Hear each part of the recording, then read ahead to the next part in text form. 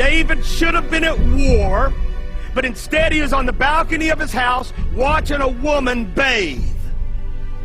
He lusted over her, called his people, said, go get her, I want her.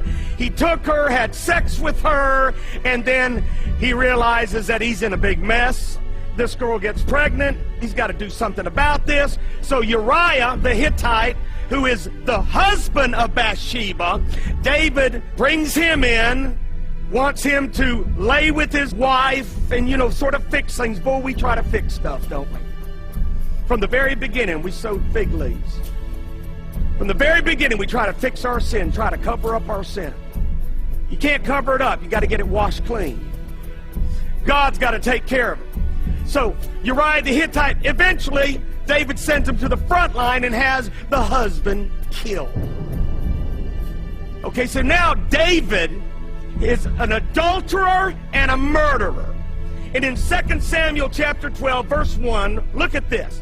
Then the Lord sent Nathan to David, prophet. And he came to him and said to him this story. There were two men in one city, one rich and the other poor. The rich man had exceedingly many flocks and herds, but the poor man had nothing except one little ewe lamb which he had bought and nourished, and it grew up together with him and with his children. It ate of his own food and drank from his own cup and lay in his bosom, and it was like a daughter to him. And a traveler came to the rich man who refused to take from his own flock to prepare one for the wayfaring man who had come to him, but he took the poor man's lamb and prepared it for the man who had come. Prophet of God telling a story, and the sinner listening. So David's anger was greatly aroused against the man, and he said to Nathan, as the Lord lives, the man who has done this shall surely die, and he shall restore fourfold for the lamb, because he did this thing and because he had no pity. Then Nathan said to David, you are the man. Thus says the Lord God of Israel, I anointed you king over Israel, and I delivered you from the hand of Saul. I gave you your master's house and your master's wives into your keeping, and gave you the house of Israel and Judah. And if that had been too little, I also would have given you much more. Why have you despised the commandment of the Lord to do evil in his sight? You have killed Uriah the Hittite. Oh, I love prophets. And I love preachers of righteousness.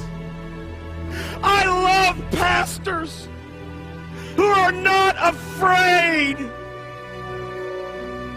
of their people. I love pastors who are not ashamed of the whole truth.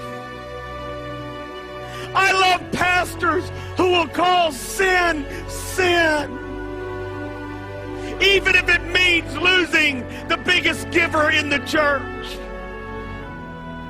I love pastors. Dear Jesus, some of you are watching at home.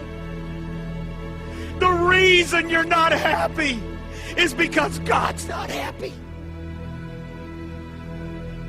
The reason you're not happy, and you got all kinds of stuff, but you're not happy with yourself because you've wavered. And the truth has been set to the side. You just give enough truth to make the people happy, but you don't share the whole truth. Nathan, as he's sharing this, David could have pulled out a sword and sliced off his head.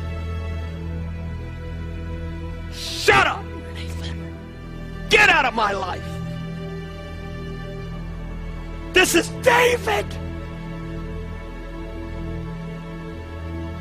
Man of God. King. Help us. Jesus, help us to return to the God of our fathers.